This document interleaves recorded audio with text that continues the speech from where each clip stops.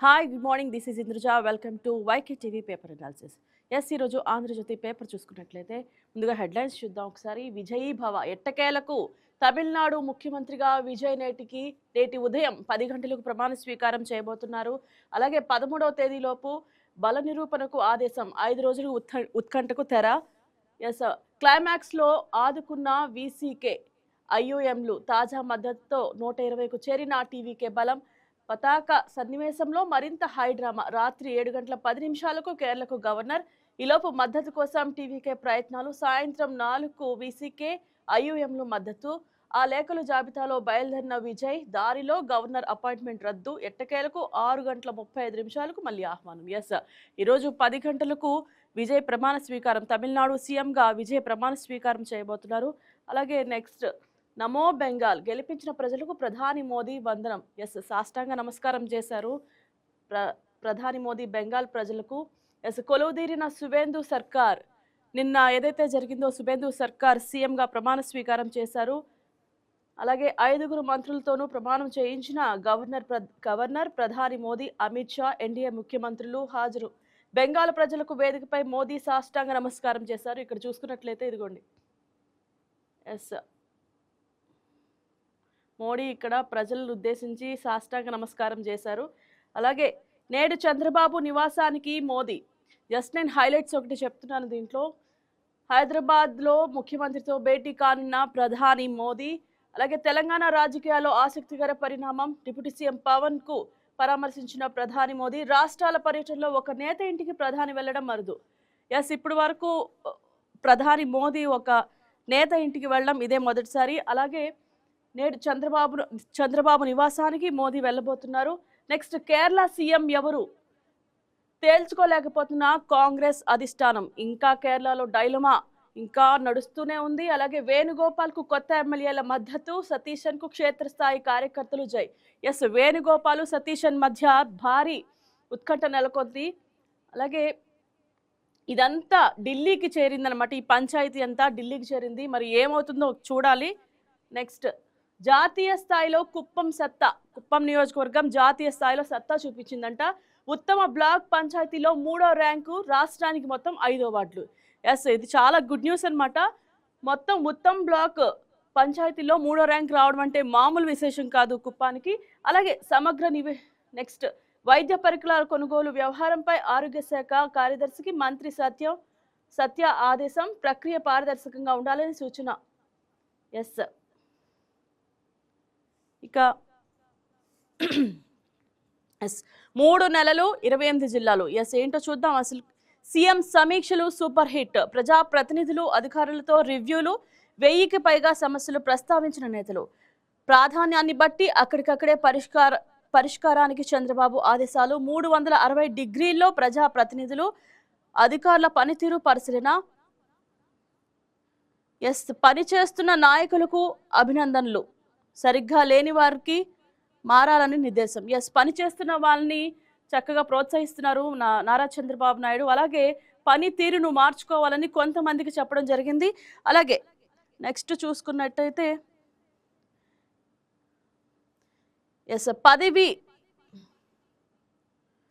పదవి విరమణానికైనా స్టార్ దక్కేనా. 30 ఏళ్ల సర్వీస్లో 3 పట్టీలే దిక్క. ప్రమోషన్ల కోసం హెచ్సీల ఎదురుచూపులు. రాష్ట్రంలో వందల సంఖ్యలో ఏఎస్ఐల ఖాళీలు. సివిల్ ఏఆర్ పోలీసుల మధ్య సర్వీస్ వార్. ఇక్కడ అమెరికా పార్కులో ఆంధ్ర ముచ్చట్లు ఏంటో చూద్దాం. ప్రవాసాంధ్రుల తల్లిదండ్రుల స్నేహ గీతం. అటు వ్యాయామం ఇటు మానసికోల్లాసం. భారతీయ కార్యక్రమాల్లో చురుగ్గా పాల్గొంటున్న వైనం. బాలింతల సంరక్షణ, పిల్లల పెంపకంలో తోడ్పాటు. మే ఆగస్టు నెలల మధ్య అధికంగా అమెరికాలోనే తమ పిల్లల వద్దకు వచ్చే తెలుగువారు. ముదిమి వయస్సులోనే సరికొత్త స్నేహగీతాలు లభిస్తున్నాయి. ఈ మధ్యకాలం చూసుకున్నట్లయితే అమెరికాకి తల్లిదండ్రులు వెళ్తున్నారు పిల్లల కోసం. దాని గురించి ఇక్కడ ఒక ఆర్టికల్ అయితే ఇచ్చారు. నెక్స్ట్ వేరే పేజ్కి వెళ్దాం. ఆంధ్రజ్యోతిలో ఇదే మెయిన్ హెడ్లైన్స్. నెక్స్ట్ ఎస్ ముందు పేజీలో మనం చూసుకున్నాం 3 నెలలు 28 జిల్లాలు అని సీఎం సమీక్షలు స్టార్ట్ చేశారు. అది సూపర్ హిట్ అయింది. నెక్స్ట్ వచ్చి జాతీయ స్థాయిలో కుప్పం సత్తా. నేడు బాబు పవన్ నివాసాలకు మోదీ. ఇందాక మనం మాట్లాడుకున్నాం, బాబు పవన్ కళ్యాణ్ ఇంటికి మోదీ రాబోతున్నారు. అలాగే ఎస్ పార్టీ కోసం పెళ్ళే వద్దనుకుని, ఎస్ ఇది చూడండి ఒకసారి, పార్టీ కోసం పెళ్ళే వద్దనుకున్నారంట. టీడీపీకి జీవితం అంకితం ఇచ్చిన యాదగిరి వీరాభిమానంతో అసలు పెళ్ళే వద్దని చెప్పి పార్టీకి అంకితం అయ్యాడు. ఎస్ తెలంగాణలో అధికారంలోకి రావాలనే ఆకాంక్ష, నిత్యం పార్టీ కోసం పనిచేస్తున్న ఆయన. ఎస్ ఇక్కడ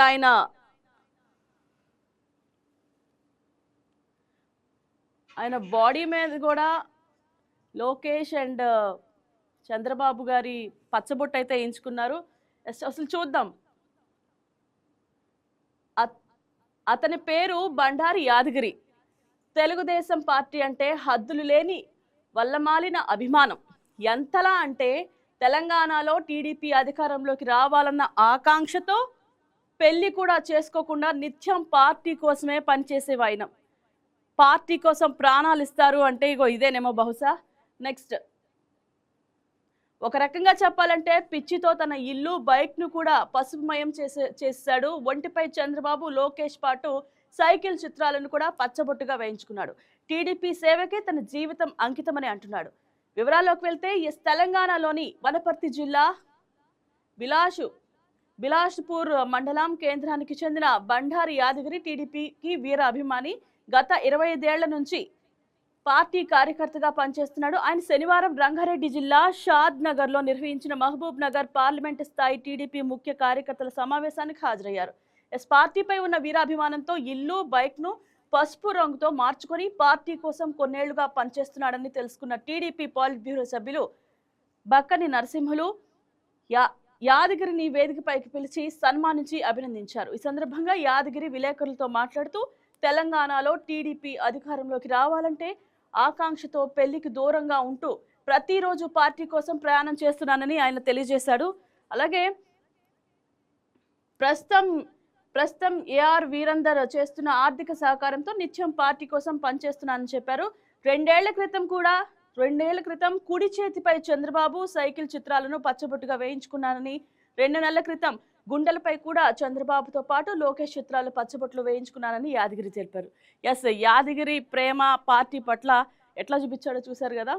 ఇది ఫోటో చూసుకున్నట్లయితే క్లియర్గా ఉంది. ఇక్కడ ఇటువైపు లోకేష్ ఫోటో, అటువైపు చంద్రబాబు నాయుడు గారి ఫోటో.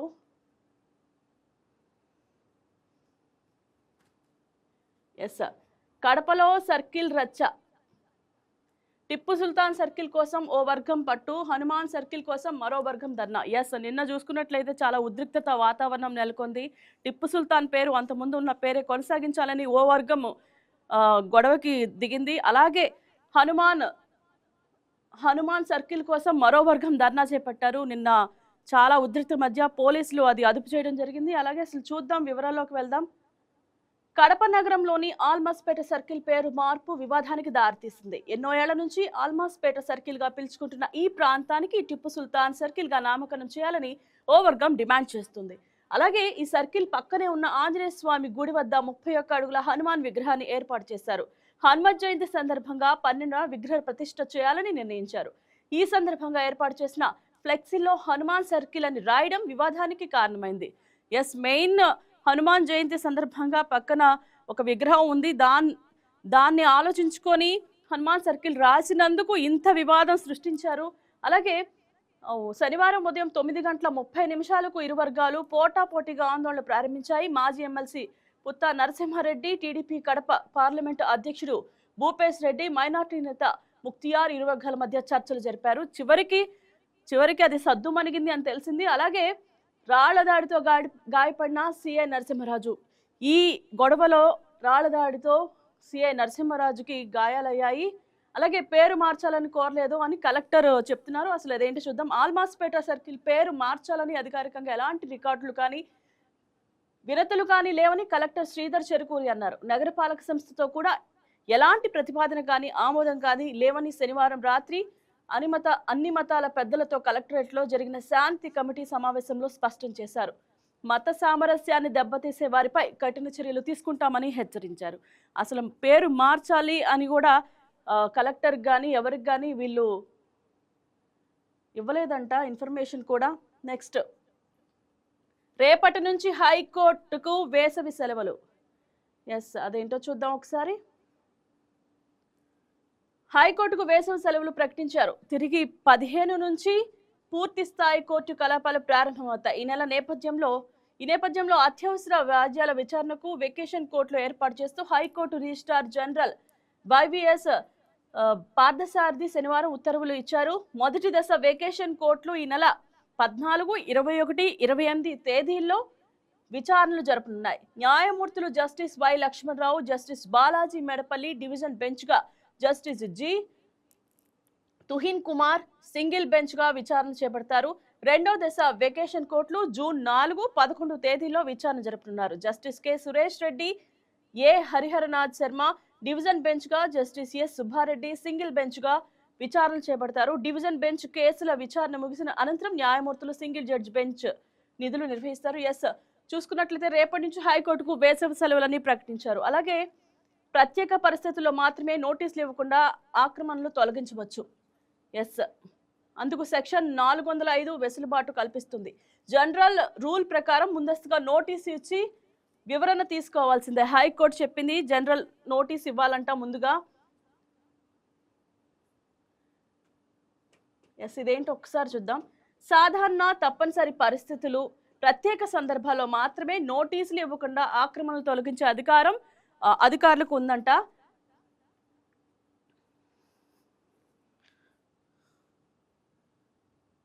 ప్రత్యేక సందర్భాల్లో మాత్రమే సహజ న్యాయ సూత్రాలు పాటించకుండా పురపాలక చట్టంలోని సెక్షన్ 405 మినహాయింపు ఇస్తుంది.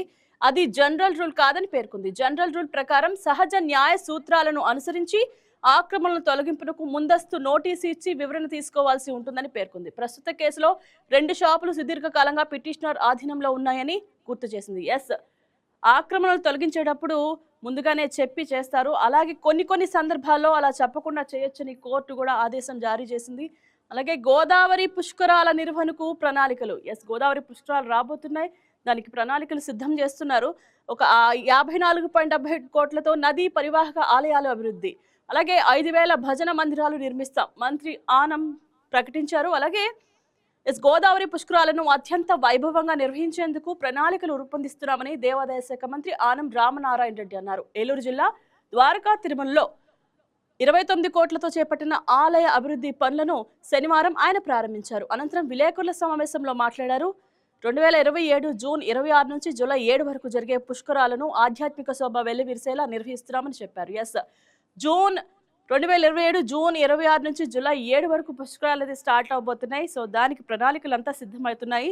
అలాగే శశిభూషణ్ కుమార్ కు మరోసారి జలవనరుల బాధ్యతలు. ఎస్, శశికుమార్ కు మళ్ళీ జలవనరుల బాధ్యతలు అందించారు. జలవనరుల శాఖ ప్రత్యేక ప్రధాన కార్యదర్శిగా, పంచాయతీరాజ్ గ్రామీణాభివృద్ధి శాఖ స్పెషల్ చీఫ్ సెక్రటరీగా బాధ్యతలు నిర్వహిస్తున్న శశిభూషణ్ కుమార్ కు బాధ్యతలు అప్పగిస్తూ ప్రభుత్వ ప్రధాన కార్యదర్శి జి సాయి ప్రసాద్ శనివారం ఉత్తర్వులు జారీ చేశారు. ప్రస్తుతం పర్యావరణ అటవీ శాఖ స్పెషల్ చీఫ్ సెక్రటరీగా విధులు నిర్వహిస్తున్న కాంతిలాల్ దండేకు పంచాయతీరాజ్ రూరల్ డెవలప్మెంట్ శాఖ అదనపు బాధ్యతలను అప్పగిస్తున్నట్లు ఉత్తర్వుల్లో పేర్కొన్నారు. ఎస్, నెక్స్ట్ 13న విజయవాడలో ఎంఎస్ఎంఈ సదస్సు మంత్రి కొండపల్లి. ఎస్, పెట్టుబడులు మార్కెటింగ్ పై సూక్ష్మ చిన్న మధ్య తరహా పరిశ్రమల నిర్వాహకులకు అవగాహన కల్పించేందుకు ఈ నెల 13న విజయవాడలో ప్రత్యేక అవగాహన సదస్సు నిర్వహిస్తున్నట్లు రాష్ట్ర ఎంఎస్ఎంఈ మంత్రి కొండపల్లి శ్రీనివాస్ తెలిపారు. National stock exchange, Andhra Pradesh MSME development corporation ఆధ్వర్యంలో నిర్వహిస్తున్న ఈ సదస్సుకు మంత్రి లోకేష్ ముఖ్య అతిథిగా హాజరవుతారని శనివారం ఒక ప్రకటనలో తెలిపారు. ఎస్, ఎంఎస్ఎంఈ సదస్సు జరగబోతోంది, దీనికి లోకేష్ అటెండ్ అవబోతున్నారు. అలాగే నెక్స్ట్ మనం చూసుకున్నట్లయితే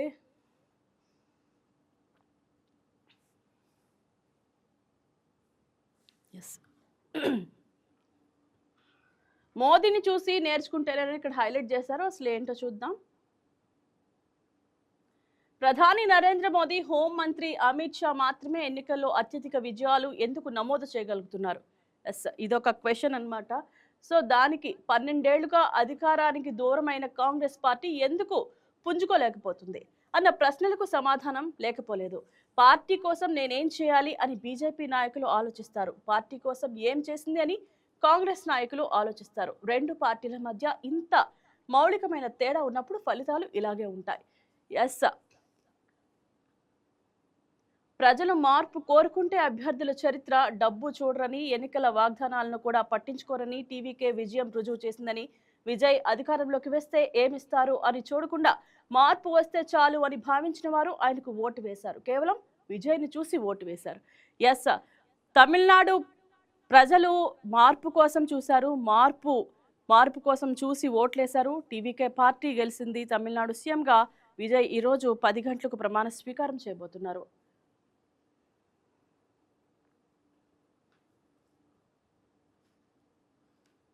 సో ఎన్టీఆర్ జిల్లా వార్తలు ఒకసారి చూద్దాం. హెడ్లైన్స్ ఏంటో. 86 డివిజన్లు రెడీ. ఎస్, విజయవాడ కార్పొరేషన్లో డివిజన్ల పెంపునకు డ్రాఫ్ట్ సవరణలు పూర్తి. ఎస్, డివిజన్లు పెరగబోతున్నాయి. అలాగే 18 నోటిఫికేషన్ విడుదల చేయనున్న కార్పొరేషన్ అదే రోజు పెరిగిన డివిజన్లతో సరికొత్త మ్యాప్ ఆవిష్కరణ. వారం రోజుల పాటు అభ్యంతరాలు స్వీకరణ. ఆ తర్వాత ప్రభుత్వానికి ముసాయిదా పంపనున్న విఎంసి. అనంతరం అధికారికంగా గజెట్ నోటిఫికేషన్ విడుదల. గ్రేటర్ దిశగాను అడుగులు వేస్తున్న కార్పొరేషన్. ఎస్, గ్రేటర్ దిశగా అడుగులు వేస్తుంది కార్పొరేషన్. ఎస్, భూములు పర్యవేక్షణ ఏది పర్యవేక్షణ ఒకసారి చూద్దాం ఇదేంటో. వైసీపీ హయాంలో కబ్జాకు గురైన భూములు స్వాధీనంలో కమిటీ నిర్లక్ష్యం. ఎస్, గన్నవరం ఎమ్మెల్యే యార్లగడ్డ పోరాట ఫలితంగానే కమిటీల ఏర్పాటు. క్షేత్రస్థాయిలో కృష్ణా జిల్లా కమిటీ పరిశీలన. ఇంకా స్పందించిన ఎన్టీఆర్ జిల్లా. గన్నవరంలో ఘోరంగా ప్రభుత్వ స్థలాలు కబ్జా, ప్రభుత్వ భవనాలు నిర్మాణానికి ఇబ్బందులు. ఎస్, గన్నవరంలో భూములైతే కబ్జా చేయడం అయింది వైసీపీ వాళ్ళ చేత. సో అదొకటి ఆర్టికల్ ఇక్కడ వేశారు. అలాగే గంజాయి బ్యాచ్ అరెస్ట్. ఎస్, ఈ మధ్యన చూసుకున్నట్టయితే గంజాయిలు బాగా విక్రయించే వాళ్ళు, తీసుకునే వాళ్ళు చాలా మంది ఎక్కువైపోయారు. అలాగే యలమలకు యువకులందరితో పాటు వచ్చి క్యూలో నిలబడ్డాడు. పోలీసుల సమక్షంలో డ్రగ్ పరీక్ష చేయించుకున్నాడు. నెగటివ్ రావడంతో అతన్ని పంపేశారు. కట్ చేస్తే తాజాగా స్నేహితులతో కలిసి గంజాయి తాగుతూ దొరికిపోయాడు. ఎస్, మారుమూల ప్రదేశంలో గంజాయి తాగుతున్న 5 యువకులను మాచవరం పోలీసులు శనివారం అరెస్ట్ చేశారు. వివరాల్లోకి వెళ్తే మొగల్రాజ్పురానికి చెందిన చెల్లూరు దినేష్ అలియాస్ క్రాక్ చదువు మధ్యలో ఆపేశాడు. ప్రస్తుతం ప్యాకర్స్ అండ్ మూవర్స్ లో పనిచేస్తున్నాడు. మాచవరం పోలీసులు కొద్ది రోజుల క్రితం మొగల్రాజపురంలో డ్రగ్ పరీక్షలు నిర్వహించారు. చుట్టుపక్కల ఉన్న యువకులను తీసుకొచ్చి ఈ పరీక్షలు చేశారు. వారిలో దినేష్ ఉన్నాడు. అప్పుడు అతడికి డ్రగ్ పరీక్షలో నెగిటివ్ వచ్చింది. కాగా విశాఖపట్నం భీమిలికి చెందిన డోక్రా దుర్గారావు దినేష్ కు బంధువు. కొద్ది రోజుల క్రితం దుర్గారావును దినేష్ తన ఇంటికి ఆహ్వానించాడు. దుర్గారావుతో పాటు తన స్నేహితులు గుణదలకు చెందిన గోసంగి లోహిత్, అలిమిల్లి సంపత్ అలియాస్ సాయి, మొగల్రాజ్పురం చెందిన కోడాజరంతో దినేష్ గంజాయి స్వీకరించారు. అది పట్టుబడ్డాడు. నెక్స్ట్, ఎన్టీఆర్ జిల్లాకు కమిటీకి ఏమైంది? ఎన్టీఆర్ జిల్లా కమిటీకి అసలు ఏమైంది? కృష్ణా జిల్లా కలెక్టర్ ఏర్పాటు చేసిన కమిటీ ఆయా మండలాల వారీగా రంగంలోకి దిగిన విచారణ చేపడుతుంది. ఒక్క గన్నవరంలోనే 37 ఎకరాల వరకు ఆక్రమణకు గురైనట్లు గుర్తించారు. ఎస్, ఇందాక మనం మాట్లాడుకున్నాము భూముల పరిరక్షణ పర్యవేక్షణలో గన్నవరానికి చెందిన 37 ఎకరాల వరకు ఆక్రమణకు గురైనట్టు గుర్తించారట. అలాగే విజయవాడలో రూరల్ మండల పరిధిలో ఆక్రమణలు నిగ్గు తేల్చేందుకు నిర్దేశించిన కమిటీ మాత్రం రంగంలోకి దిగలేదు. ఎస్, ఇంకా కమిటీ అయితే రంగంలోకి దిగలేదు. ఇక్కడి 9 గ్రామాల్లో ప్రభుత్వ భూములు, పరాధీనమైన కామన్ సైట్లను గుర్తించేందుకు గత ఏడాది సెప్టెంబర్ 14న కమిటీని నియమించారు. దాదాపు 8 నెలలు గడిచినా ఈ గ్రామాల్లో ఎలాంటి చర్యలు చేపట్టలేదు. కమిటీ సభ్యులు విచారణకు ఎందుకు ఆసక్తి చూపించడం లేదు అర్థం కాని పరిస్థితి ఏర్పడింది. భూ ఆక్రమణదారులతో చేతులు కలిపారా అనే అనుమానాలు కూడా వ్యక్తమవుతున్నాయి. ఎస్, భూ ఆక్రమణలు వాళ్ళతో చేతులు కలిపారనే అనుమానాలు వ్యక్తమవుతున్నాయి. అలాగే ఎస్, ఇక్కడ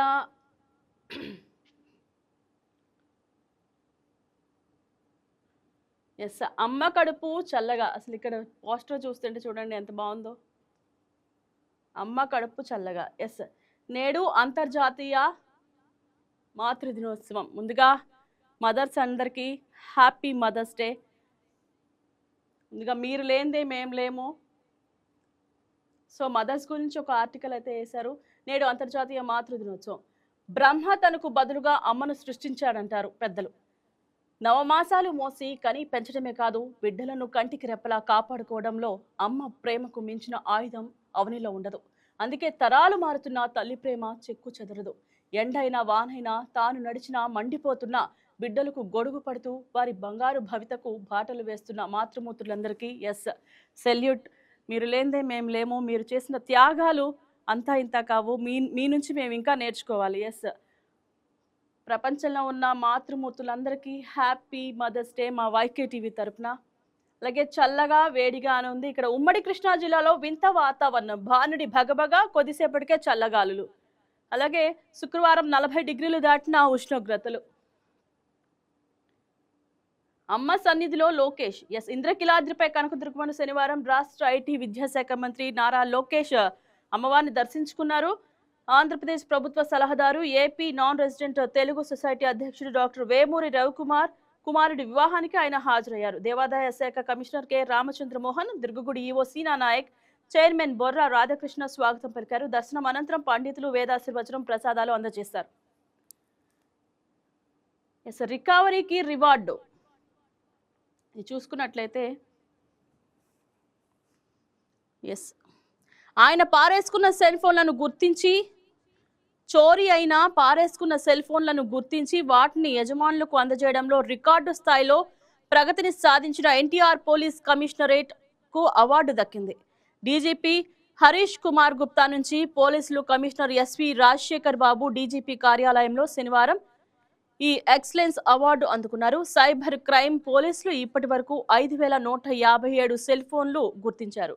ఎస్, మొత్తంగా 5157 సెల్ ఫోన్లు గుర్తించి వారికి అందజేయడం జరిగింది. వాళ్ళకి ఎవరైతే గుర్తించారో పోలీసులకు వాళ్ళకి ఎక్సలెన్సీ అవార్డు అందించారు. అలాగే వాటిలో 3477 ఫోన్లను వేర్వేరు రాష్ట్రాల నుంచి రికవరీ చేసి బాధితులకు అందజేశారు. దీనికి సంబంధించిన రాష్ట్రంలో ఎన్టీఆర్ కమిషనరేట్ ద్వితీయ స్థానంలో నిలిచింది. ఈ ప్రగతికి గుర్తింపుగా డీజీపీ ఎక్సలెంట్ అవార్డును అందజేశారు. CIR central equipment identity register ద్వారా ఈ ఫోన్లను గుర్తించడంలో కీలకంగా వ్యవహరించిన cyber crime DCP Krishna Prasanna CP అభినందించారు. ఎస్, నెక్స్ట్ యాప్రే. సైబర్ మోసగాడు కిరణ్ వ్యవహారాన్ని యాప్లోనే. ఇదేంటో చూద్దాం. అసలుకి సాధారణంగా డబ్బు పొదుపు చేసుకోవడానికి ఎవరైనా ఏదో ఒక బ్యాంక్ ఖాతాలు తెరుస్తారు. అతడు మాత్రం బెట్టింగ్ యాప్లను డబ్బు నిల్వకు ఉపయోగించుకున్నాడు. ఈ నేరాల ద్వారా రప్పించుకునే డబ్బును అందులో జమ చేయించుకునేవాడు.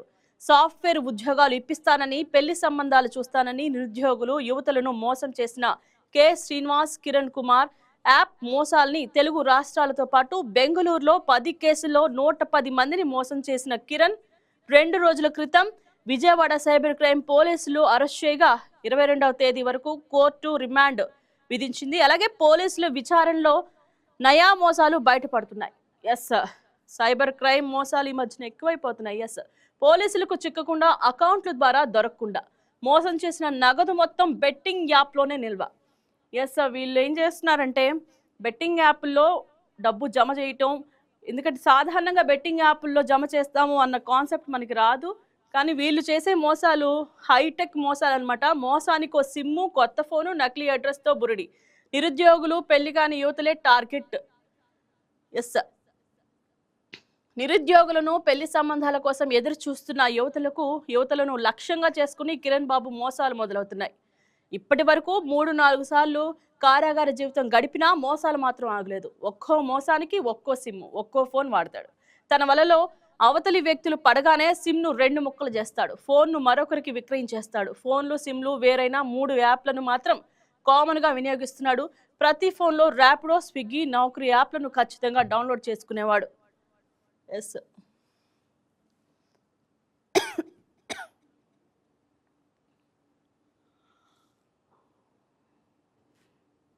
ఎస్, ఇక్కడ చూస్తుంటే, ఇక్కడ ఈ ఇమేజ్ చూస్తుంటే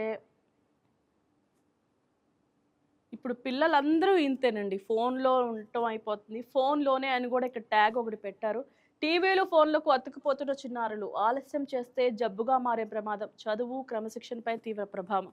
ఇప్పుడు ఫోన్ అనేది చాలా మంది జీవితంలో ముఖ్యమైన వస్తువు. కానీ పిల్లలు కూడా అదే విధంగా మనం ఎట్లా యూజ్ చేస్తున్నామో పిల్లలు కూడా సేమ్ అలాగే యూజ్ చేస్తున్నారు. ఇక్కడ చూడండి, ఇమేజ్ కూడా ఫోన్ చూస్తూనే భోజనం చేయటం, ఫోన్ చూస్తూనే ఏదైనా పని చేయటం.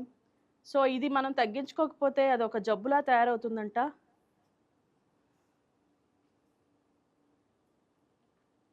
యెస్. ఇప్పుడు మనం మాట్లాడుకున్నాం.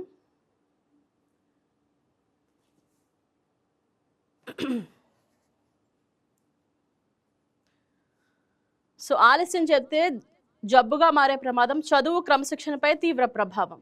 బాల్య దశలోని వారు రోజంతా స్మార్ట్ ఫోన్ చూడడం, గంటల తరబడి సోషల్ మీడియా సైట్లను వినియోగించడం ఇటీవల కాలంలో ఎక్కువైపోయింది.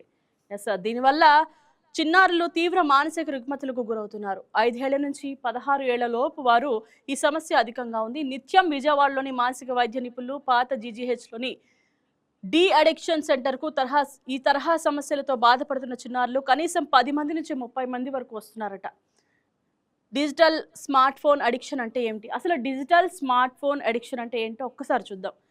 ఏదైనా పరిమితికి మించి వినియోగించడం, వ్యసన పరులుగా మారడాన్ని అడిక్షన్ అంటారు.